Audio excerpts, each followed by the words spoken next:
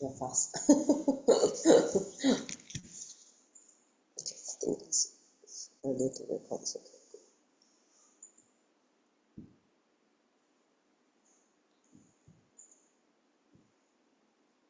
I need to set up the stream.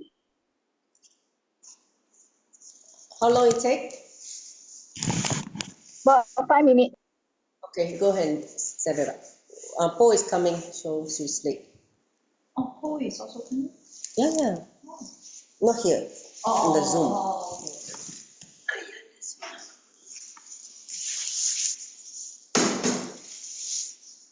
You like the name? You like the name? What do you think of it?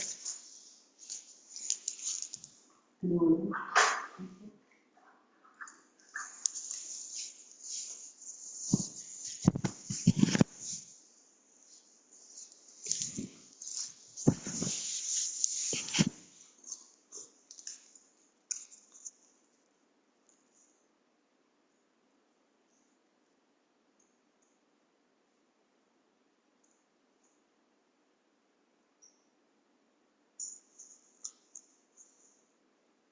As Joby is she coming?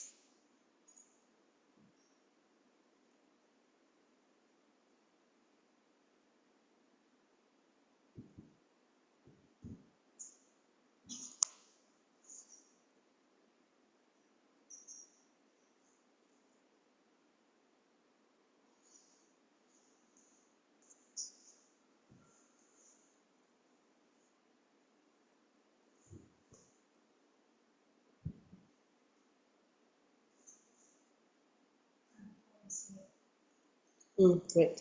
Who else? Joby. Yay!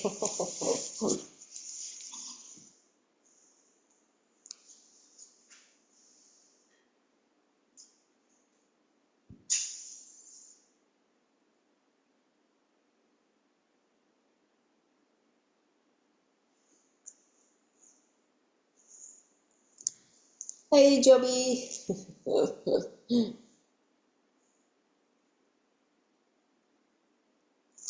Hi, good evening. Good evening. Good that you catched the session. I think you missed last session, right? Did you? No, I joined last session. I joined. Okay, good. That's right. I thought you were. I think your camera was off a little bit. Yes. Hey, before also can Yeah. you her? Yes.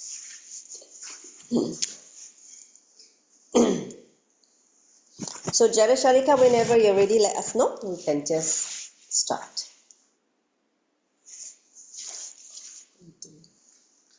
Back so we can see.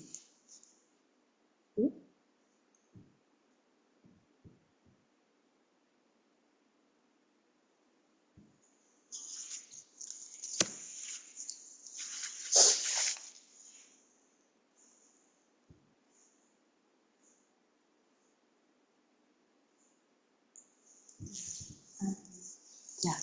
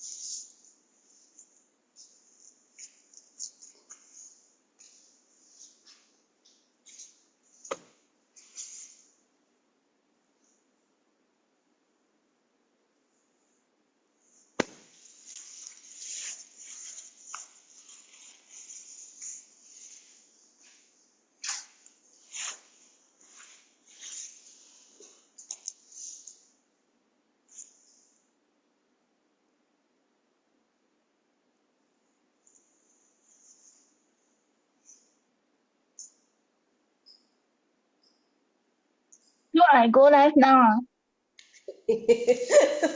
Yes, you can start now. So all of you, let's get ready.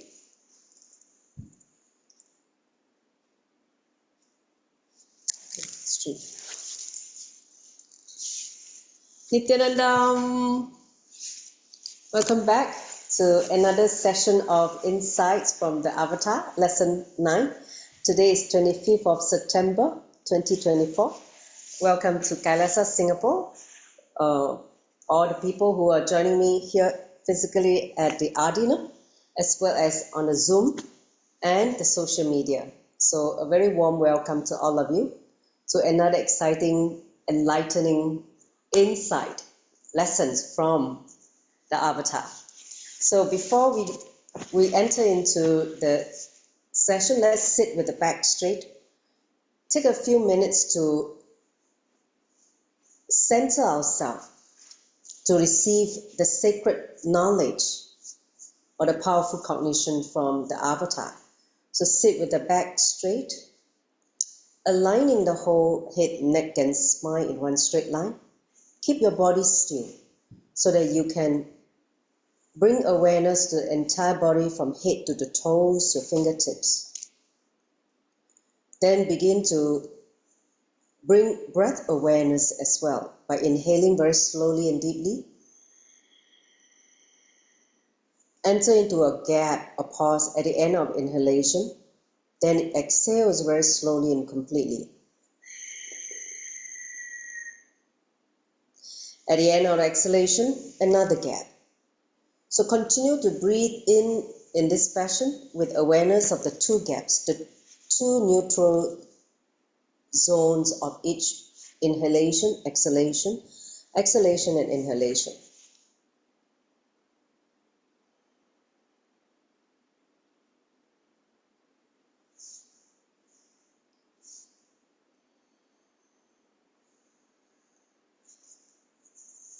Your breath is the bridge between the body and mind. By bringing awareness to the breathing, integrate this body and mind to the space of now. To the space of now, so let's continue to reduce the inner chatters, the thoughts per second, by holding awareness of your breathing.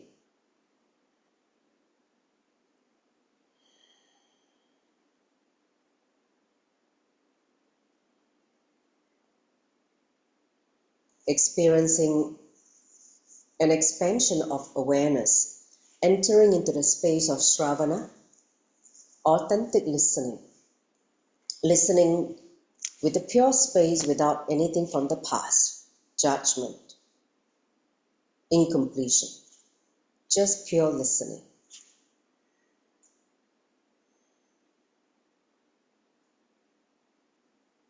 In that vast space of restful awareness, let's invoke Swamiji, our beloved Guru, the Supreme Pontiff of Hinduism, Bhagavan Nithyananda Paramashivam. So join the palms together in Amanjali Mudra. In front of the heart center, let's chant the Sadguru Vandanam, followed by 3 times Mahavakya. Take a deep breath.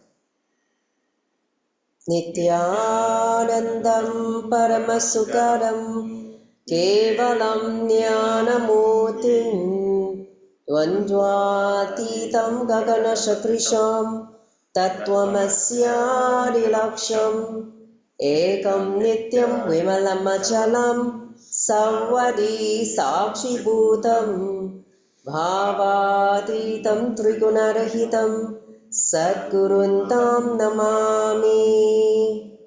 Om Nithyananda Paramashivoham. Om Nithyananda Paramashivoham. Om Nithyananda Paramashivoham. Let's bow down to Bhagavan, beloved Guru, Swamiji, to bless us to receive today's clicks, today's insight, powerful insight, so that we can start living it, start living all this powerful knowledge, insight as part of our life. So here's another reminder of why the satsang, the power of satsang is so important. Swamiji, the Supreme Pontiff of Hinduism, he says, whenever a sincere seeker melts down in the deep trust and relaxes, the transmission of the lamp happens automatically. Whether you're sitting with me physically or not, it doesn't matter. So he says, satsangs has the power because it's speaking the truth, eternal truth, which is cosmic law, cosmic consciousness. So which means it doesn't matter whether you're sitting with him now, time, space doesn't matter. Understand? Time and space doesn't matter. Even though we are listening to some of these satsang would have already happened maybe 5-10 years ago, but it is still remain relevant. It has no expiry date. And when you are seated in that sincere openness, like a seeker melting with deep trust and able to relax into that understanding, coming to the right logical conclusion, that's what we learned last week. It means that transmission of the lamp from the Guru has happened.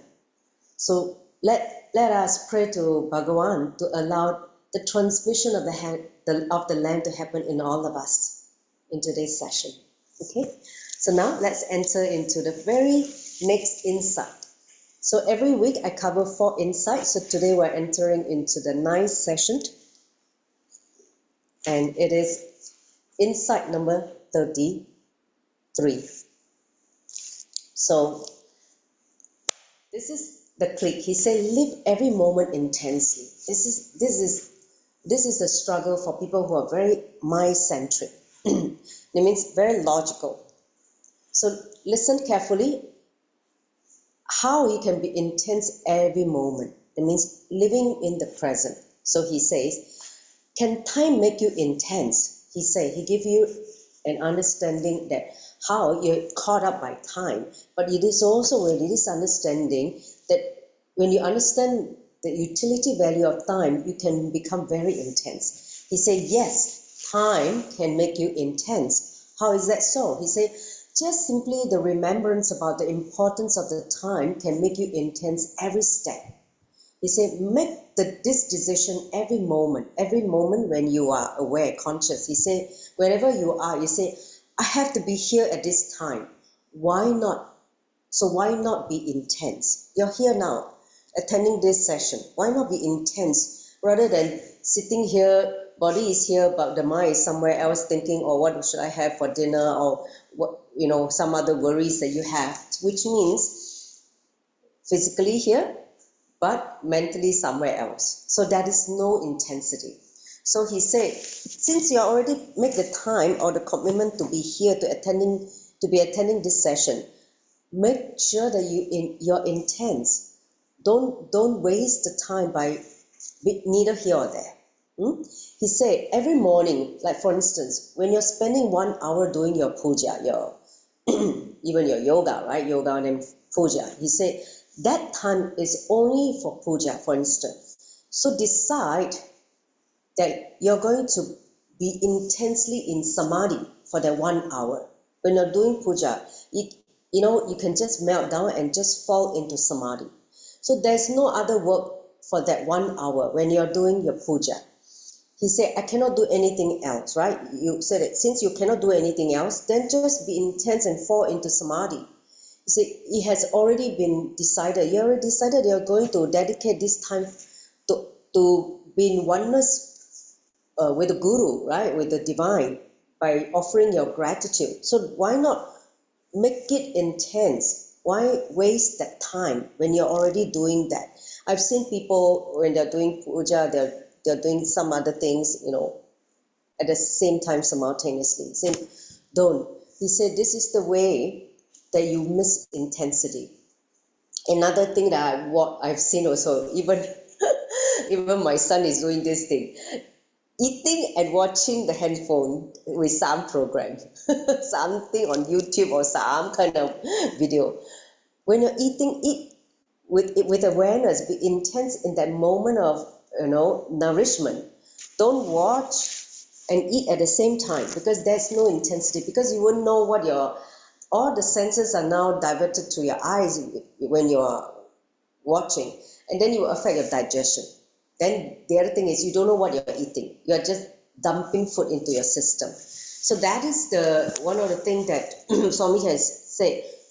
Whenever you're eating, just be there to feel the food entering into your mouth, and the whole digestion starts when you start chewing the food, breaking down the food into morsel, right? Small morsels, and making into like a puree food going into your food pipe all the way down to your stomach.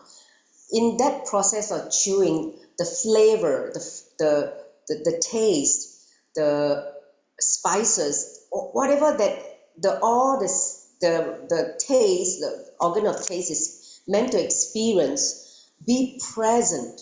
Because when you're present in that whole experience, you never overeat. You will never,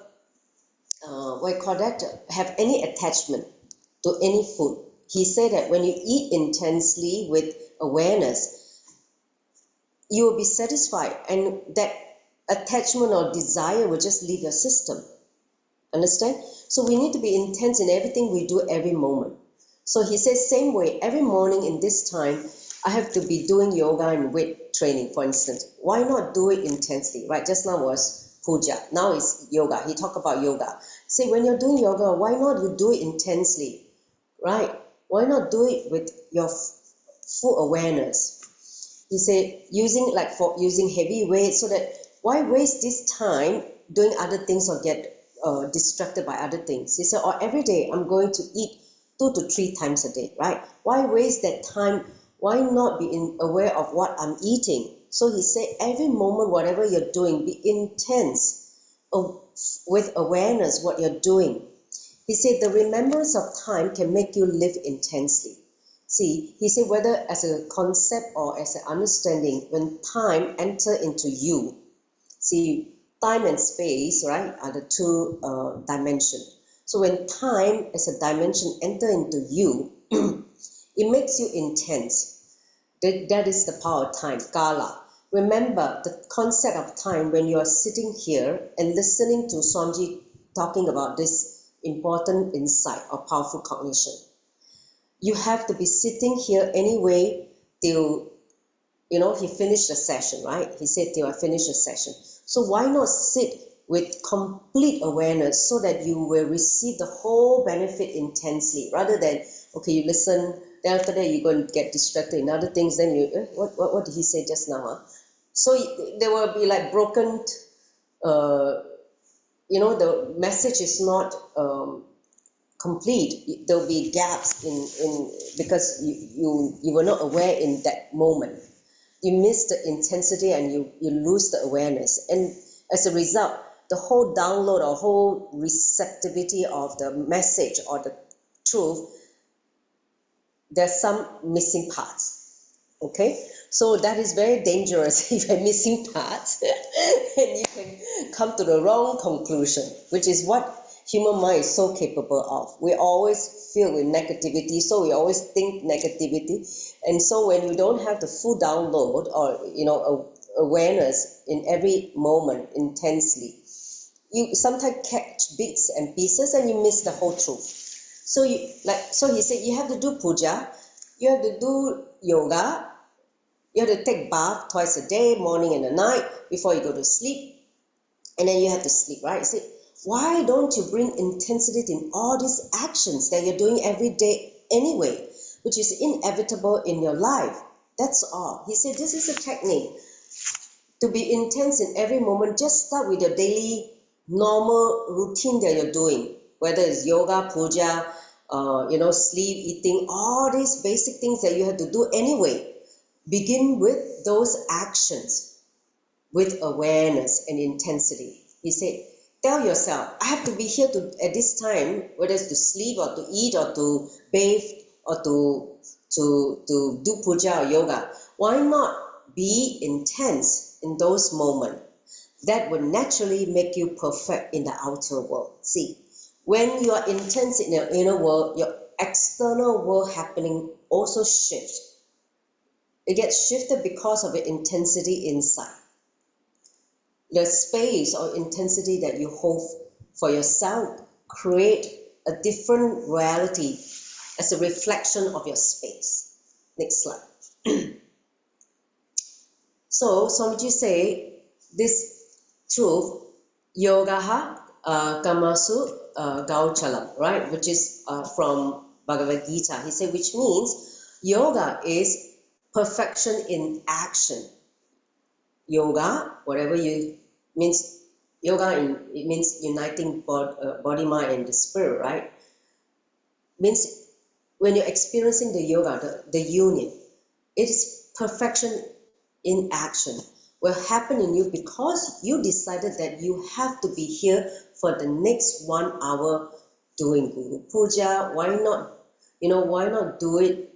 So though, why do it lousily? That means why do it in a very, very slop way or a sloppy way? No, don't do that.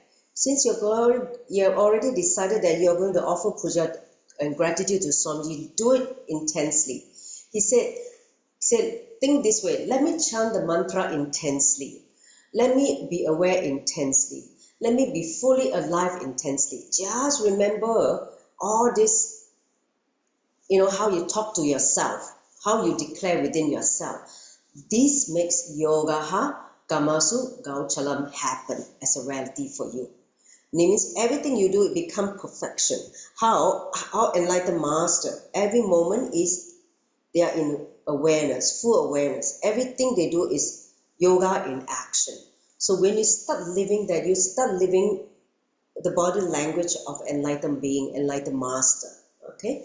So if you are supposed to sit in an office for 8 hours, for instance, you are a worker, employee, why just be an ordinary engineer or a clerk for the next 10 years? You say, why settle for ordinary, being ordinary?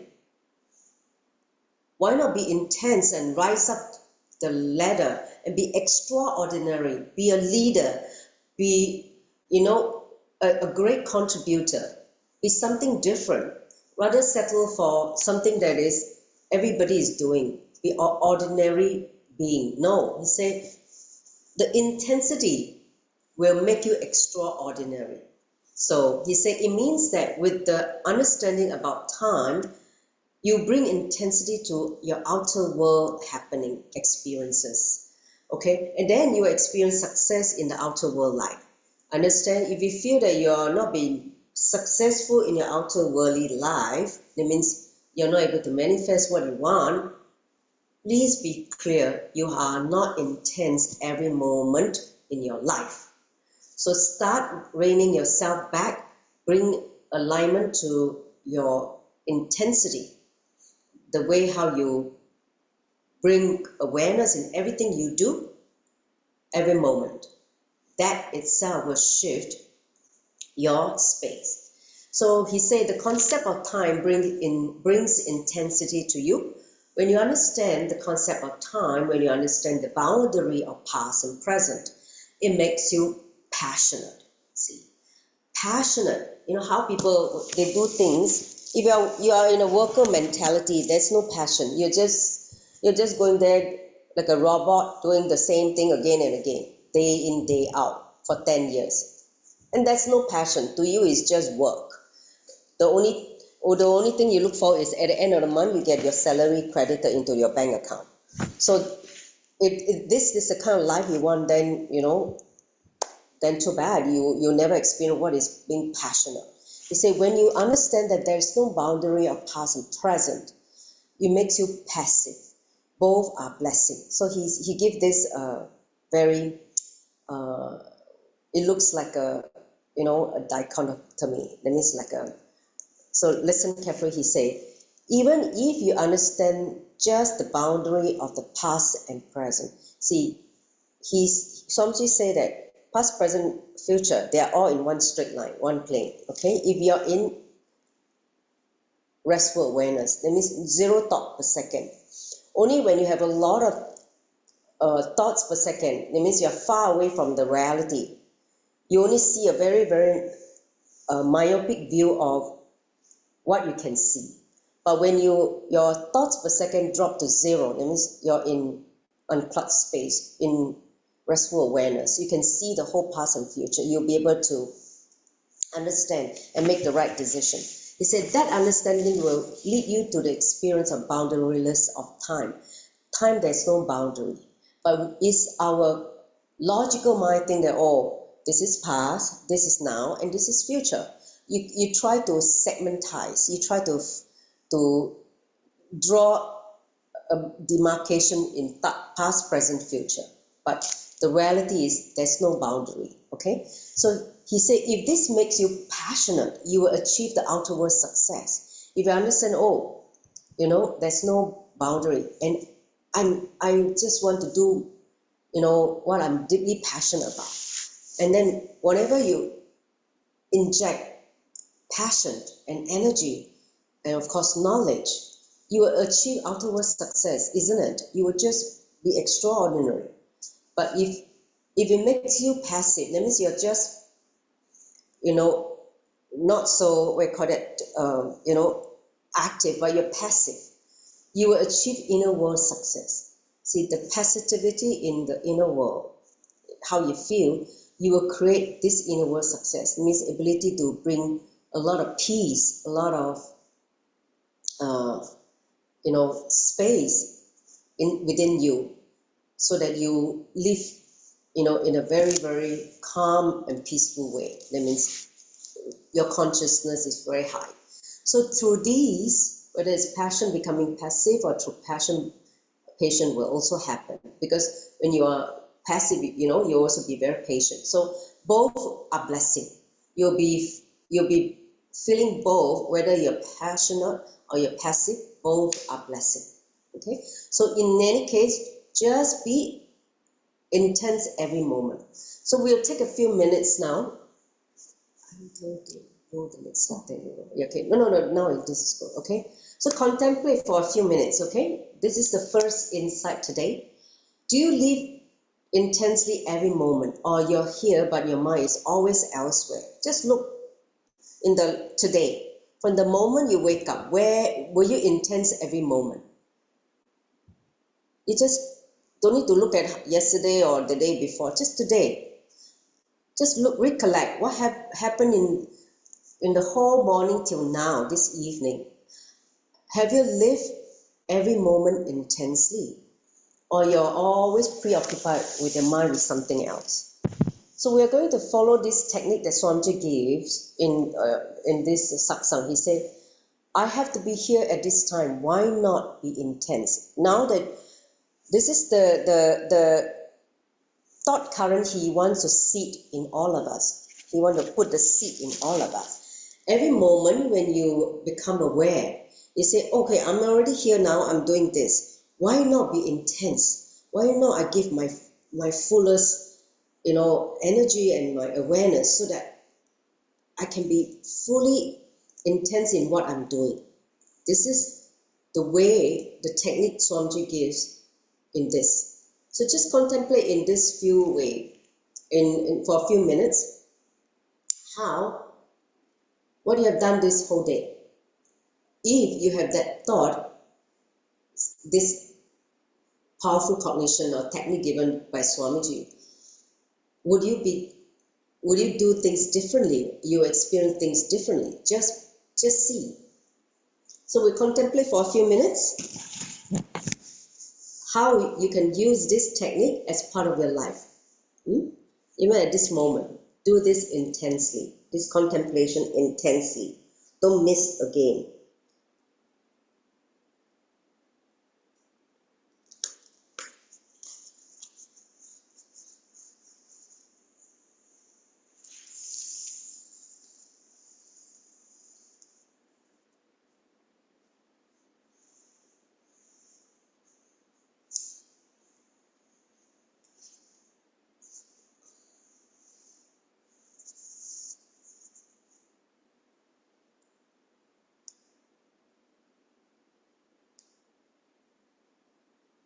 See, when you start living intensely every moment, you can manifest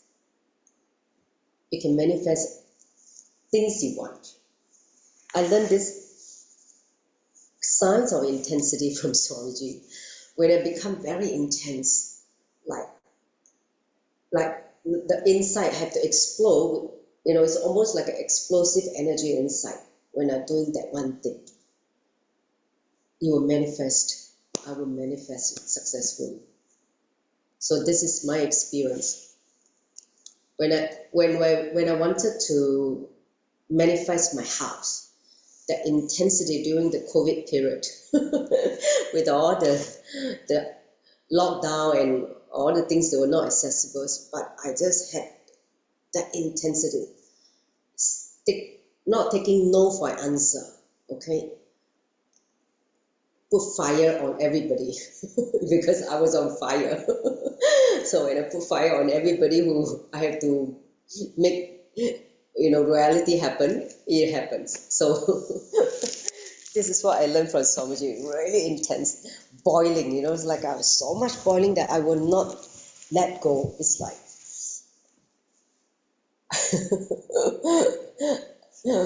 till you experience the intensity, then you will see how you can manifest many things successfully. You need to be so intense.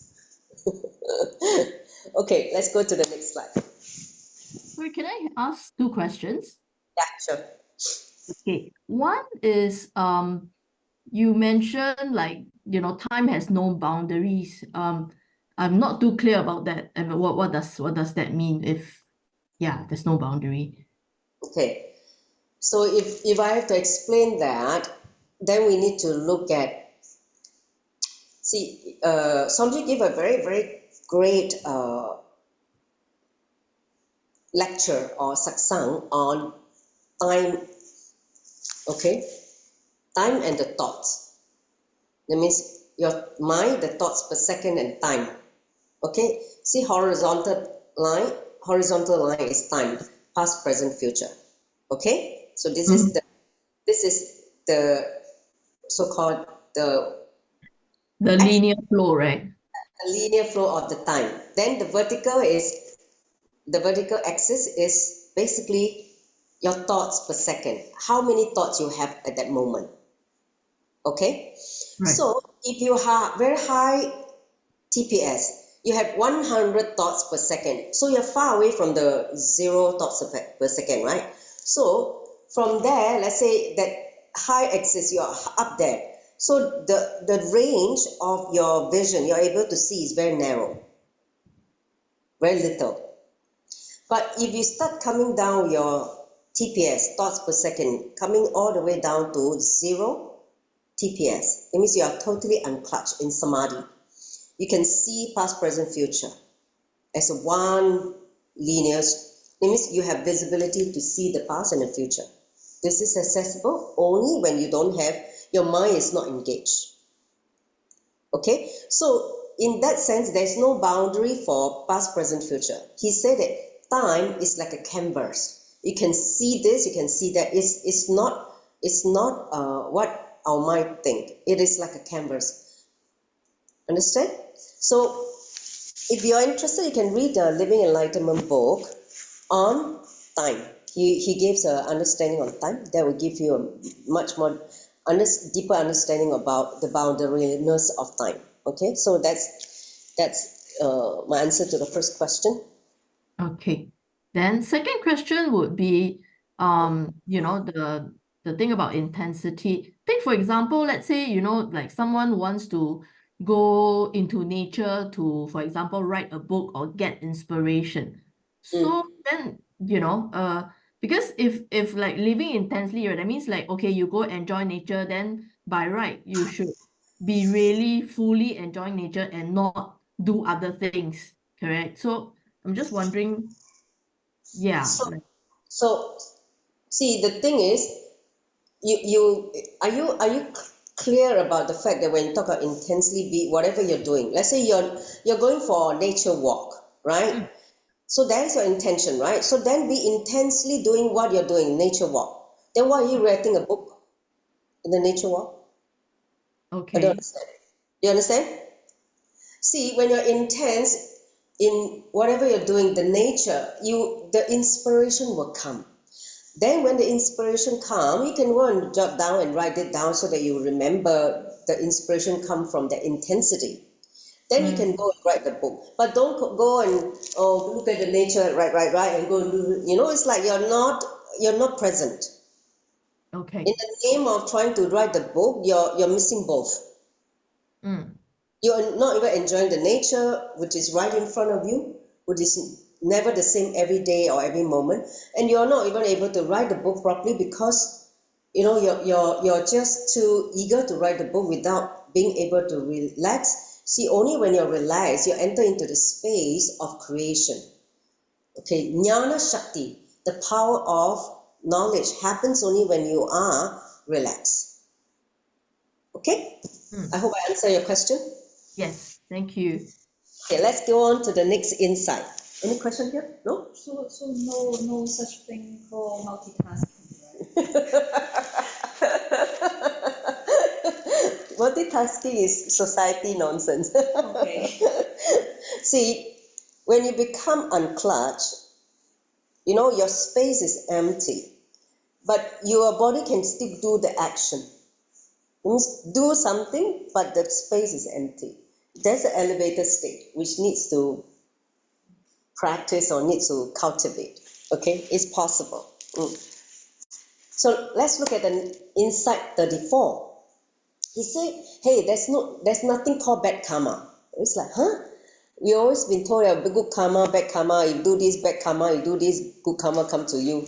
So somebody give this, what I call it, revelation. Hey, there's no such thing as bad karma. Then he was like, hey, very different from what I read from a lot of textbook or a lot of, spiritual books by a different guru or whatever. He said, bad karma is only one thing. Asking why this happened to me, why this thing, why me, why I don't have the money, why people got money, why I get dumped by my spouse, why my children don't love me. If you ask this why, this is the worst karma, this is the bad karma. He said you will keep hitting yourself against the wall, bang your head against the wall, asking why. This Why is there a war here? Is this in my way? Is there any other answer or solution to that? You go on banging, hitting at the wall and asking the same question, why? So who is going to suffer ultimately? You're going to suffer, right? After you bang so many times, you just have one big baluku only, which is, one big, bruise, what you call that, head on the forehead. So that's not going to solve the problem. So next slide. So he said, you will blame the person who decided to build this wall, then you start pointing finger, which is a normal human behavior. You're the problem. Why you put the wall there and let me bang my head? Then you start blaming another person who built the wall. Okay? Then you start blaming the person who funded the wall. Oh, you are the one who paid for the wall. You make me suffer. And then you start counting on different people to blame, right? So you blame the person who poured the water on it, and then you blame the person who painted the wall, and finally you will blame the person who's not demolishing the wall. So you go one big whole circle just to find someone to blame. Okay, so this is what is happening with the cunning mind. So all this, without understanding this simple science, the door is the other way. The door is the other way. The why always bring a wrong answer. So it's not going to bring you to the logical conclusion. Remember last week, Swamiji said, whatever inspiration or whatever things, that thought current that comes to you, bring to its logical conclusion. Don't jump to the conclusion with a half-baked understanding. The problem is when you ask why, then it will not lead you to the logical conclusion. It will lead you to a wrong answer. So then you're getting hurt. You feel hurt because you're getting a wrong answer or wrong conclusion for the wrong reason. And then he said, don't be hurt by the person who built the wall, who funded the wall, who painted the wall, who's maintaining the wall. Just learn where the door is. See, the door is the possibility. The wall is the blockage. the wall is a dead end, right? That means you're stuck. Don't ask why I'm stuck. Look for the door that lead you to being unstuck and see the light at the end of the tunnel. He said, this is the way how you should, your logic should process. Where's the door? How can I get out of this situation of being stuck? Not ask why, falling into the victimhood mentality is not going to solve the problem, right? You have seen people fall into the victim and then after that feeling depressed and then suicidal and then end of life. That's not the solution. So when you find that you hit the wall, you come to a stagnation. Don't ask why.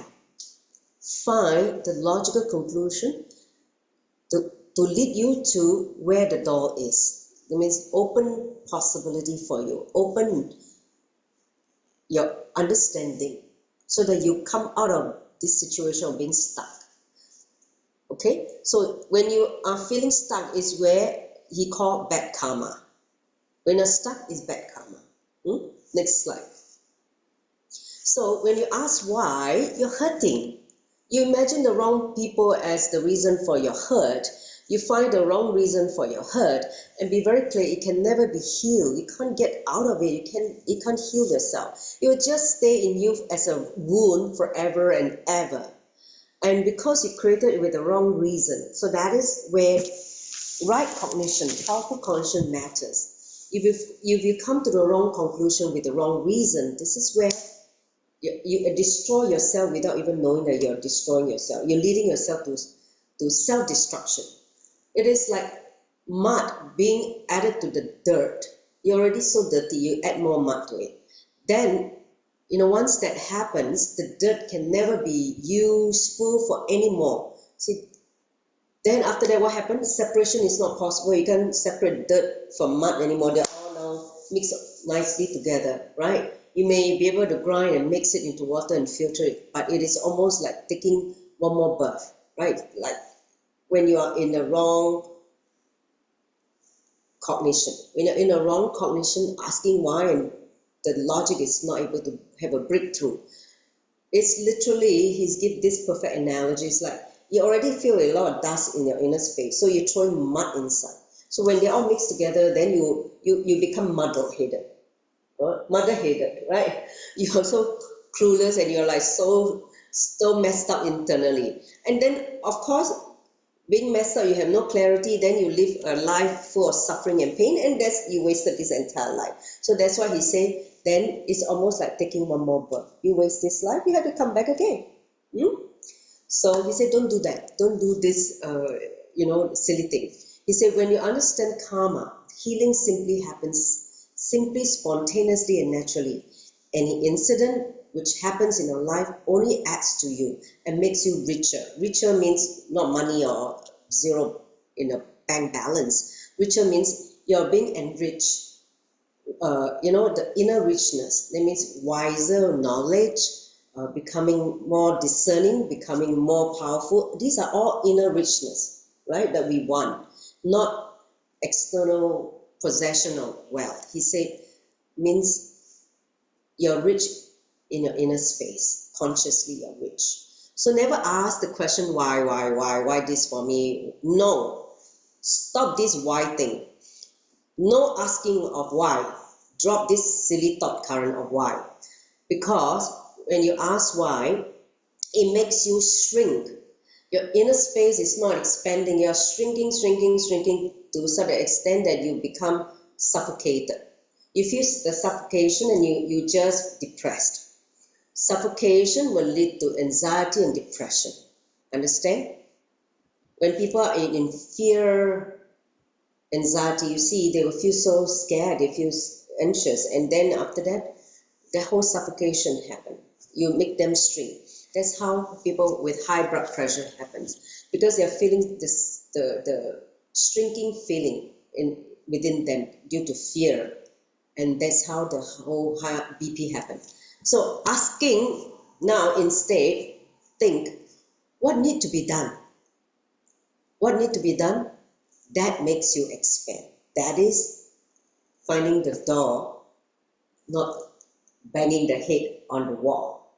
Understand? Give me a thumbs up if all of you cognize what Swamiji has said in this thing called, there's nothing called bad karma. Your bad karma is you're stuck.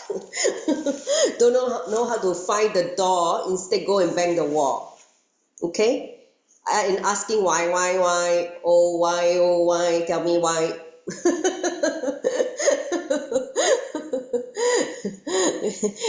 So he said, stop asking why, because it only make you shrink and make you suffocate and disappear. Instead, find a way to expand. What can be done now? What can I do? What are my options? How can I come out of this? This should be the way your thinking be molded, be structured. Understand? Okay? Next slide. Okay. Contemplate on this truth. The incident that you've asked why and suffer. Look back. How many times you ask why, and you just fall into depression or in some kind of powerlessness. Now, shift to what needs to be done and see those situations. If you have anything right now that make you feel stuck, and you don't know why, you feel that you're suffocated, you're suffering. So now sit for a few minutes, based on this insight given by Swamiji, ask instead, what needs to be done? What needs to be done?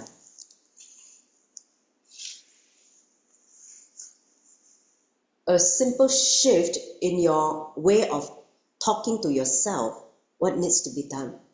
Rather than why me? Why God is punishing me? Why the world is unfair? Life is unfair. Rather than this kind of powerlessness thought current, ask what needs to be done. That is the cognitive shift that you need to make. So just contemplate for a few minutes, it is true, and start applying to what you can do in something that you're encountering now in your life, and make it part of you. That means live it. Like what Swamiji say, Shravana, listening to the Satsang, the truth downloaded, transmitted by the Guru. Manana, contemplation. Contemplate the truth that is imparted to us. Then once you get the click, live it. Nidhyasana. Just start living it. Once you catch the truth, start living it. Don't need to say, oh, I don't believe what he say. Maybe there's a trick. Just live it, and you see, know for yourself it works for you now. So, Shravana, listening, Manana, contemplation, and Nidhyasana, living it, living the truth as part of your life. Internalize and start living it. Okay?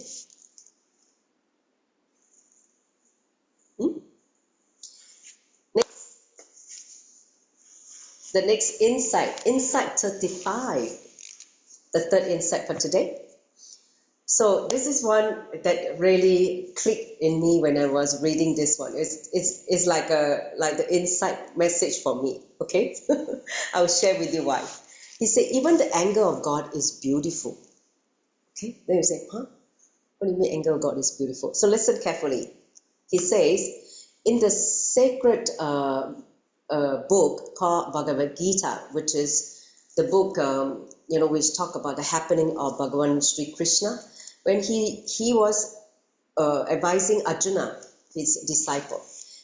Krishna says, the beings in whom passion, fear and anger have disappeared. That means the being where there's no more passion, fear or anger, who have been purified with experience and warmth, who have been burned by wisdom, that means knowledge, wisdom, filled with wisdom, truth, filled by me, they attain my state. This is This is from Bhagavad Gita. So the way to attain the Krishna consciousness or the ultimate consciousness means you need to drop your passion, drop your fear and anger. All this shouldn't exist in you anymore.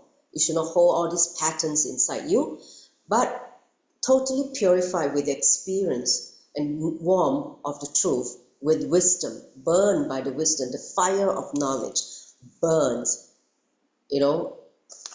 and make you wise. So, but if you start doing the same thing, you will only be too ugly. He said, I tell you, anything, when you do it, it is ugly. Anything which overflows in you is beautiful.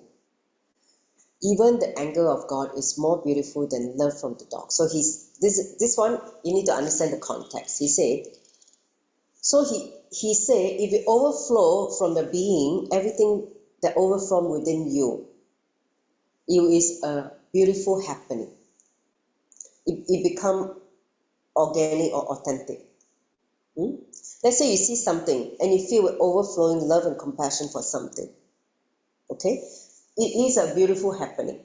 But he said when you start doing the same thing, like you're trying to, try to express, let's say you see a dog and you see this dog who is actually injured, and out of your love and compassion you try to help the dog.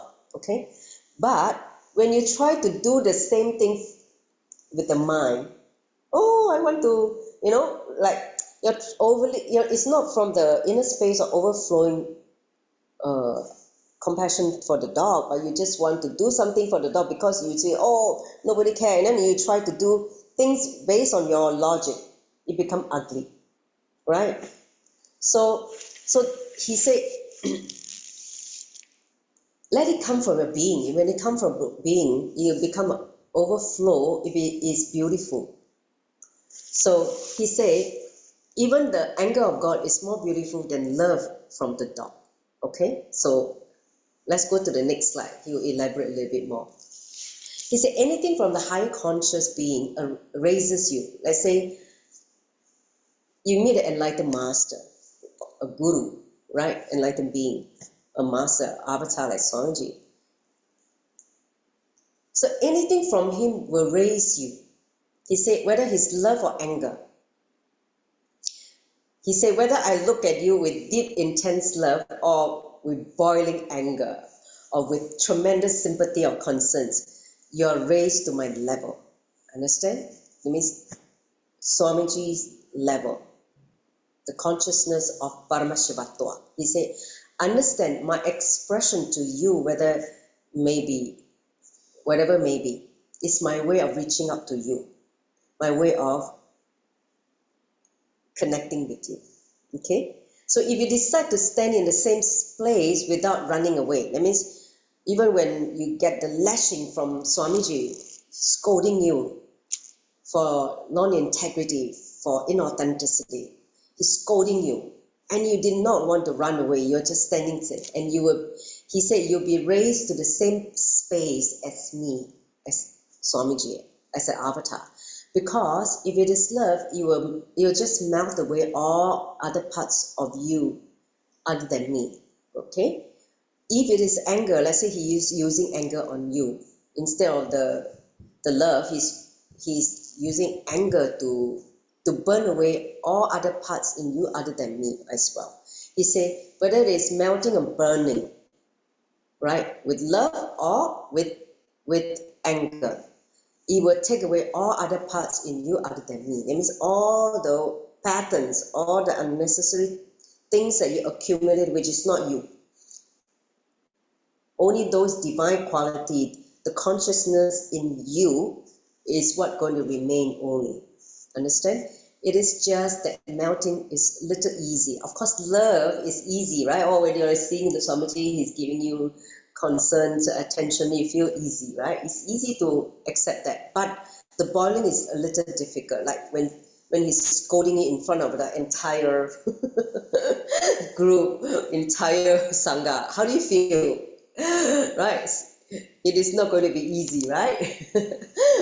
But anything from a higher being elevates you and puts you into that space. So you will when you don't run away and are able to handle even the boiling part, when he lashes on you with the anger, just to raise you, to reach out to you. Understand? That courage to be there to receive it puts you into his space.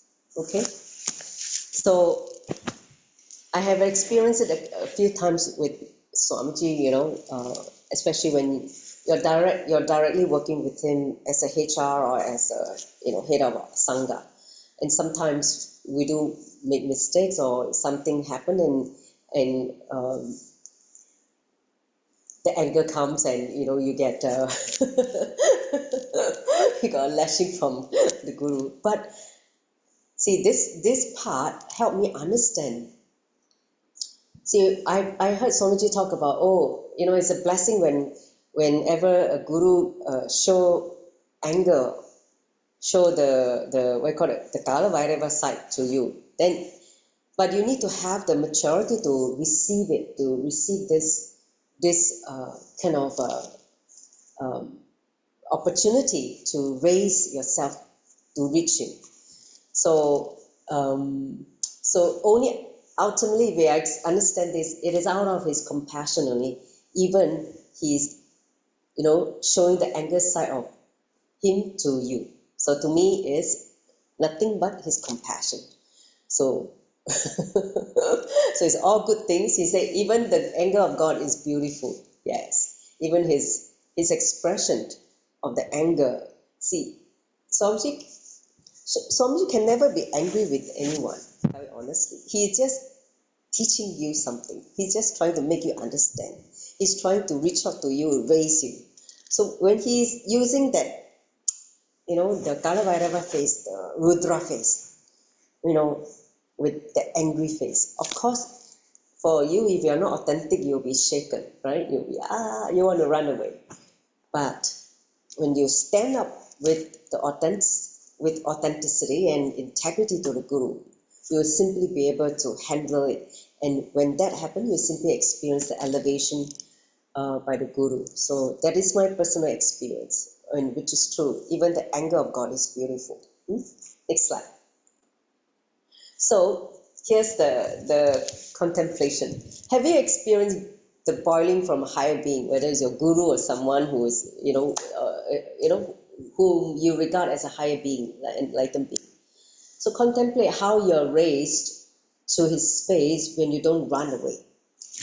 Okay, so contemplate. If you haven't had a chance to see the angry side of Swamiji, or that means your relationship with him hasn't come to a level where he's going to directly train you.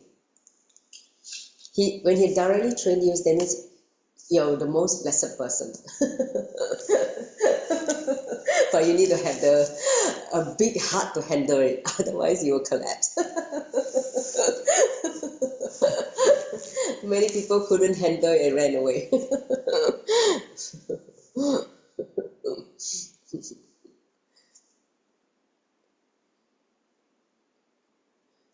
The main thing is don't run away. Where will you run? If there's one time he said, where will you go? If you disappear from this part of the world, then you take the next birth and pop up in another part of the world, you still have to come back to the same thing. So when you recognize that there's no way out, there's no running away, then you will stop doing the silly thing of trying to run away. Right? You run away means you missed him, and then you're going to waste this birth. So instead of running away, face it and raise yourself, because ultimately he's here to raise all of us. So don't run away. So this satsang helped me understand the boiling, the boiling from a higher being like a guru is actually him reaching out to us to put us in his space. So that understanding is like, okay, how blessed I am. Not everybody get to experience that. Correct? Okay. Now I feel better. When the actual boiling happens, like, you'll be shaken a little bit, but as long as you know from your being level that, whatever the Guru does is only for our own good, then you will not have the wrong cognition or powerless cognition. Okay, there'll come a day when you feel you're working directly. That's why when you get involved in the Sangha work, right, when you start raising yourself, when you work in the Sangha, whether directly from Swamiji or his extension, people whom you're working with, they are all Swamiji's extension in the Sangha especially, because like I said in a few satsangs before, Sangha is an independent intelligence, which is part of Swamiji's extension to train all of us. So when you get, the chiseling by different devotees or Timali, understand they're all here to, it's indirectly Swamiji's way of training all of us. So if you understand this context, you will not try to run away, or you don't try to abuse the Sangha. See, abusing the Sangha, become a Sangha drohi, is tantamount to abusing Guru. Because Sangha is Hindu, right? So when you try to abuse Sangha, you're abusing people, which is not the most smart thing to do. All right, next, let's enter into the final insight for this week. Here, he said, you create the world. What do you mean you create the world? Okay, so listen carefully. This is a very short, powerful clip. You need to understand so that you know that you are ultimately responsible for whatever happening in your life. He said, as long as worrying individuals exist on planet Earth, there are people who worry, right? You can see your parents, your peers. As long as these people exist, worry exists on planet Earth. Soothsayers cannot be destroyed. All these people who gossip, all these people who fabricate things can never be destroyed. So they will have their market. They will have their way to exist. As long as people exist who cannot open up and share love with real people, the fantasy-based industry like romantic films and pornography will continue to be alive. See, he said, when people try to hide, they're not open, they don't share love with the real people, they want to live in fantasy. All this industry, entertainment industry, based on romance, based on pornography, lust, will exist on planet Earth, will continue to be kept alive because these people feed the industry. Okay? Understand? So, fantasy-based living means constantly watching romance, pornography on TV, in movies, in books, on internet, YouTube, you name it. But never able to express that love, themselves to a real living being. They can't even express the authentic love to the spouse in front of them. Instead, they're only watching all this and living in fantasy. Living in their so-called, the projected mind of how the spouse should be. They can't even live with a real person. So, same way, as long as people who don't feel satisfied with themselves exist, okay, let's say you don't feel that I'm satisfied with what I'm living, okay, and the competition-based industry like sports, beauty will exist. They cannot be destroyed. So that means they always find fault in themselves. Why am I not as good as this person? How come this person has such a beautiful body I don't have? I'm not satisfied with me. I need to fix it. I need to go and do something about it. The competition, wanting to be better than the other person. If you feel that you don't feel contented with who you are and with yourself and your whatever you have, sports and beauty, the whole cosmic plastic surgery industry will continue to exist. They cannot be destroyed because there are people who feel this industry because they're competitive based. They are not happy with themselves. Understand? These people feed these industries. When you are not satisfied with yourself, the root thought current that I'm not happy with myself, create sports and beauty industries. Okay, next slide. So he said the basic threat, like sports and beauty, will have a very deep dissatisfaction or a lack of acceptance about themselves. I guarantee this. He said, if you look at, just look at where on earth is in Asia the highest plastic surgery nation. Korea, right? All of you know, right? Korea, I think, followed by China because they are very closely. Korea is the number one. Even the teenager, the parents send their teenager to go and fix, knit and tuck here just to make them look pretty. They are everything like molded, there's a mold to look at some way to be socially acceptable. Okay, so when they are not happy with what naturally they're born with, and obviously that desire to change will continue to supply the demand and supply, right, for this industry to exist. Understand? So how are they able to keep this industry alive? It's because they are not deep dissatisfaction, lack of acceptance of themselves. I cannot accept this. I cannot accept this big nose. I cannot accept my eyes like a one straight line when I smile, like a mustard seed eyes. You know how Korean, they have very tiny eyes, right? When they laugh, they have like very tiny eyes. They cannot accept these tiny eyes. They all like this, big double eyelid eyes. So they will go and do something to their eye, do double eyelid, augmentation of their look. Or they fix their nose. They feel their nose is not high enough. They try to put a fake nose or whatever it may be. So when they feel not happy with what they're born with, non-acceptance of themselves, they will go and find all this industry, whether it's beauty or sport, same thing. Let's say they're not happy with their body.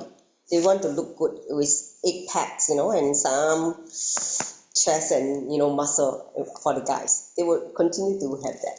The sport will exist.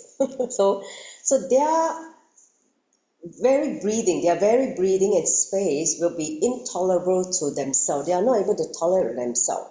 So their own space will be intolerable to themselves. They will be constantly trying to jump out of their own space. Is it possible? Of course you can't jump out of your own space, right? So this is how we create this world the way how we are looking at right now.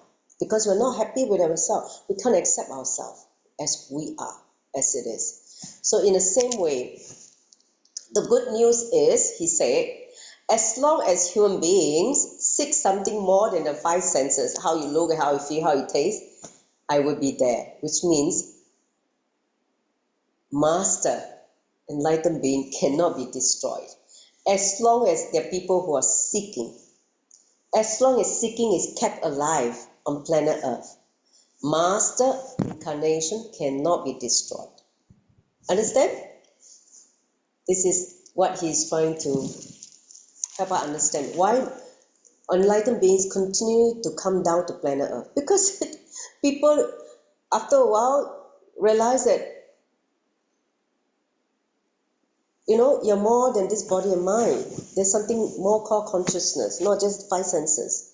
How much can you feed the sense pleasure? After a while, you get bored also, right? So you realize that you are something more than this body mind. Then you start seeking the ultimate truth, the reality. Then, because the seeking, understand, there will be a market for enlightened master. He will continue to come down. He will continue to help us, to raise us to the ultimate and lead us to liberation. So that is all the the promise of Paramashiva, the promise of even this Krishna in the Bhagavad Gita. He said, as long as whenever there is low, planet Earth falling into low consciousness, and I will continue to come down and exist again and again to put the things in the right order, raise the consciousness, collective consciousness. For that, he continued to exist, continue to come down. This is like the eternal promise that he gives to planet Earth. So, understand how we create the world with our thought trend. What kind of thought trend you carry about you? Is it thought trend of dissatisfaction or non-acceptance of yourself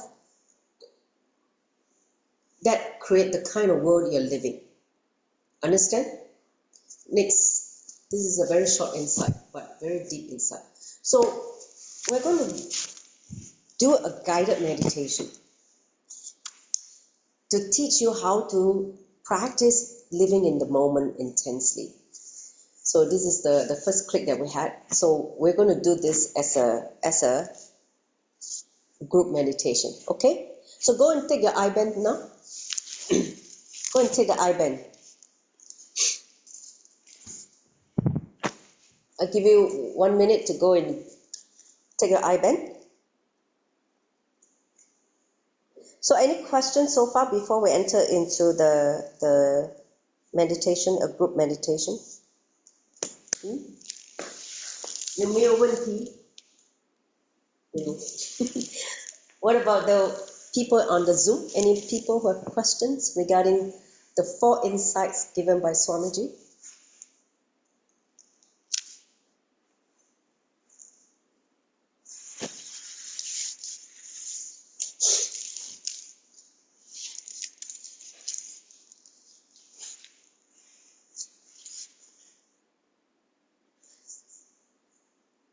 Okay, so if you are already having your I-band with you, just put it on now. We'll enter into the meditation, the group meditation, to live in the moment intensely.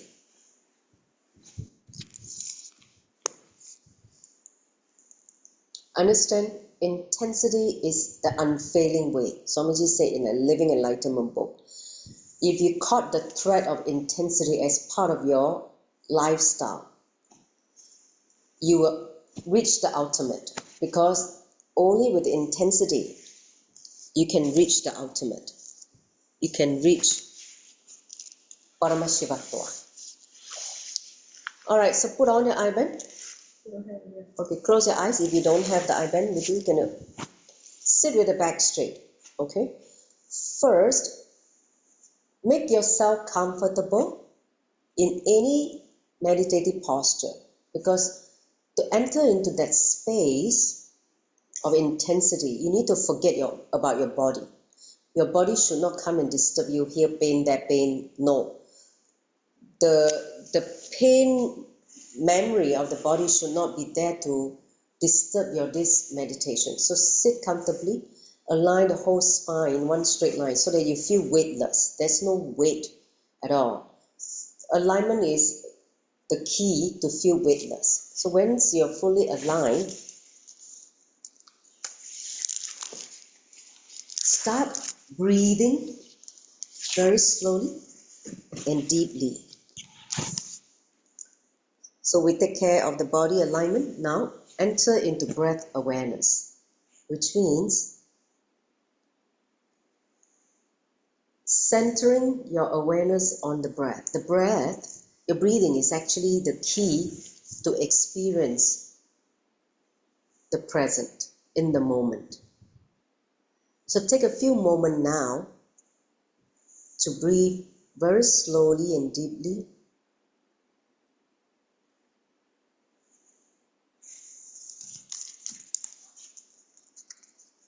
Just watch your breathing. Don't allow thoughts to happen. Whenever thoughts come, just continue to focus on your breathing.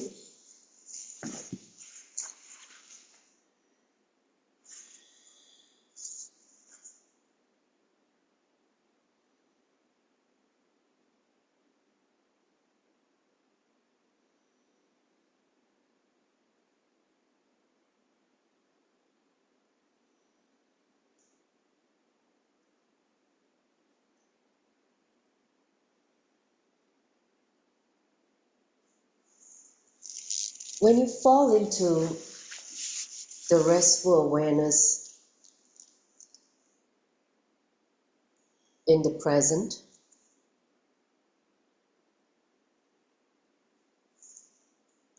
in your inner space,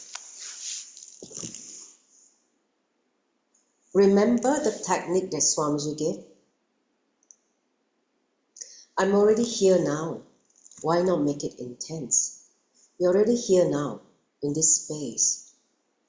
Do this meditation intensely so that it become part of your biomemory and muscle memory.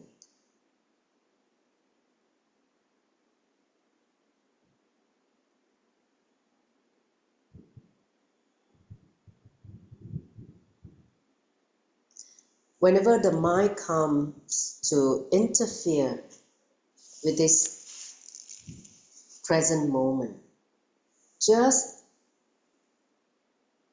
what Swamiji say, unclutch. That means don't engage, don't suppress. Just relax from it. Relax from that thought. Just relax and again bring your awareness back to your breathing. Feel the flow of the prana shakti inside you, rising up and going down. Just that awareness of the energy flow of the prana shakti, life force, vital energy in you.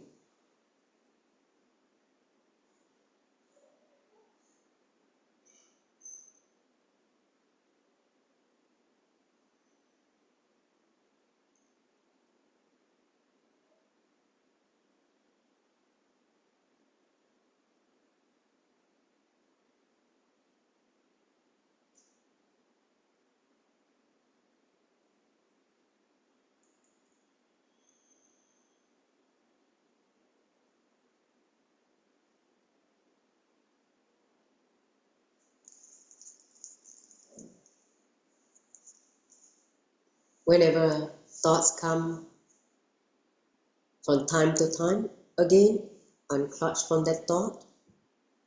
Again, fall in tune to the present.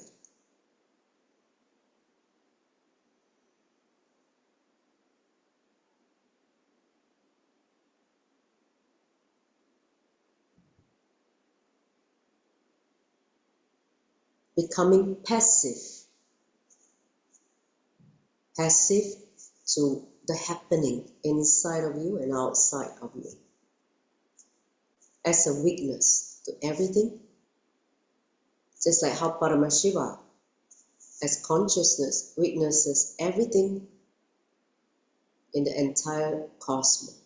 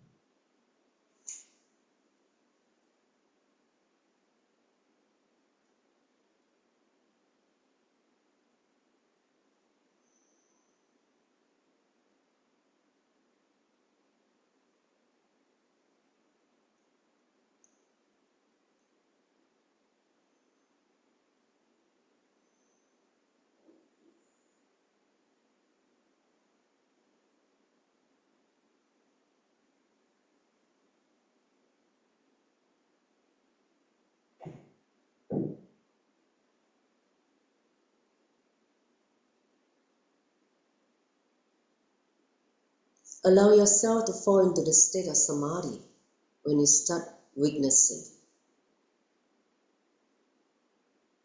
Samadhi means, sama means falling in tune, adi means source, falling in tune with the source of who you truly are as consciousness, Paramashiva.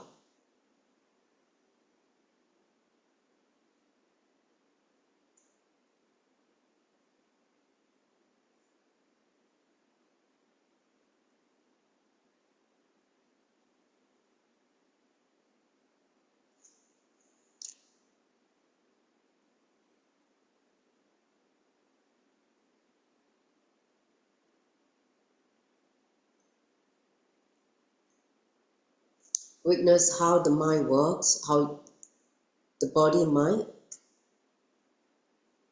which are the two sides of the same coin, constantly try to irritate you, make you fall out of the space of present moment.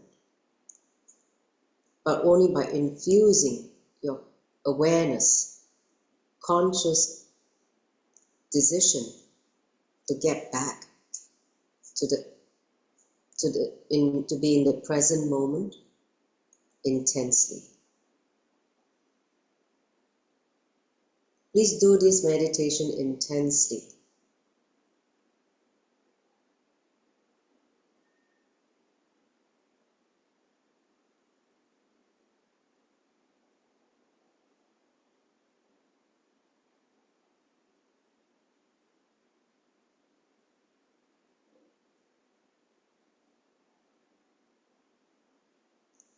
That intensity will allow Swamiji, our Guru, to work on each individual, each one of us, what needs to be tuned, what needs to be taken away or burned away, what needs to be raised. He can do his job when we are intense in the moment.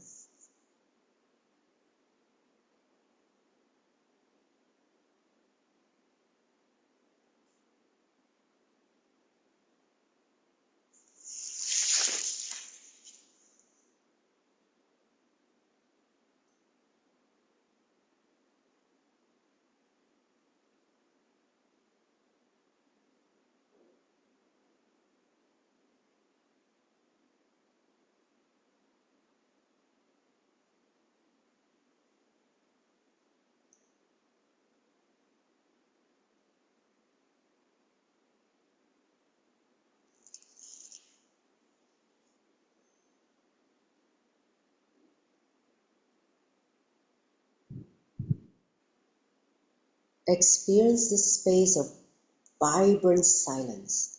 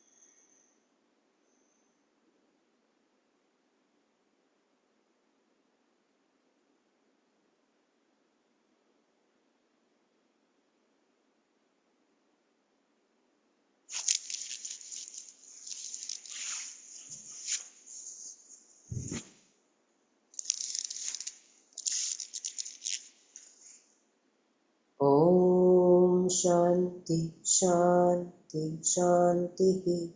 Relax. You can open your eyes now.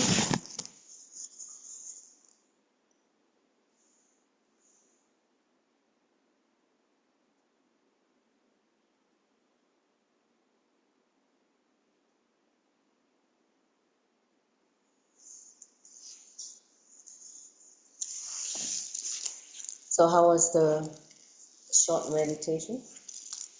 Experience the difference when you infuse intensity?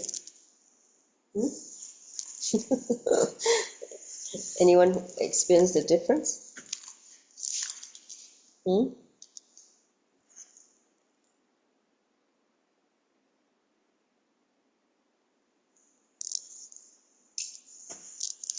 first few minutes, we just rest in silence, and then the thoughts started to Come. and then just remind myself, just put them up, just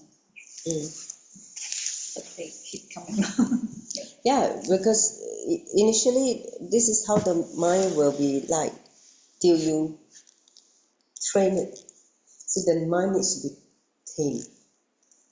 We have allowed this wild child to run crazy. But the first few minutes are really feel when exhale, the intense energy from Mother. Yes, yes. See, when you are present, you feel all the forces around you. But when you're engaged in the mind, you miss all this connection. So that's why be intense in every moment. You will experience many, many things that you are not even aware of. Thanks for sharing. Any other people? Oh, you want to say something? Yeah, I guess compared to, like the uncluttering guided meditation, this one, perhaps because of the intensity, it felt more energizing. Anything you add intensity, it changed the quality of your experience. That's why Swamiji say intensity is the unfailing way. Okay, so that's why he said be intense every moment, whatever you're doing. Don't be trained by the society. Oh, try to do multitasking or try to be productive. All that thing. Productivity comes when you're intense, not when you are trying to multitask and do too many things but achieve very little things. So that is a delusion created by the society. If we subscribe to that kind of thinking or that kind of strategy, that's how you operate only at the society level. But if you operate in the consciousness level, then the way how you exist will be very different. Your strategy will be very different. Okay. So thank you for sharing. So I think we can conclude now with the next few slides. So once again, I'd like to invite all of you for the Paramashiva Home Level 1, 2, 3 daily darshan at 7 a.m. Singapore time. And then also try to attend certain days. You will be able to join the full program, Level 1, 2, 3. This season will end on the 2nd of October. Next slide. So I want to announce that we're preparing for next 10 days for Navaratri, the 9 nights of celebration. Next Wednesday is Pratyangira Devi Puja, is Amavasya, New Moon Day. So there will be a puja here, so you are most welcome to attend, join us for the puja. And then on the 9th of October is the Navaratri celebration. So we have a puja on that day also. So in essence, there's no lesson for the next 2 weeks. We'll resume on the 16th of October for insights from the avatar. Okay, but please join us for the Navaratri celebration anyway. So with that, I would like to conclude. If you guys want to share your experiences further, you can share in the group, and then we can take it forward. So with that, let's end with the Purna mantra. Join the palms together in deep gratitude to Swamiji, our beloved Guru, for allowing us to experience living every moment with intensity. So let's conclude with the Purna mantra. Om Purnamada Purnamidam Purnat Purnamudachyate Purnasya Purnamadaya Purnameva Vashishyate. Om Shanti Shanti Shanti. Hari Om Tat Sat. Saubam Bhagavad Shri Nithyananda Paramashiva Paurga Paramastu. Om Nithyanandam. Thank you, Nithyanandam. See you next week for the Pratyangira Devi Puja. Nithyanandam, have a good night. Thank you.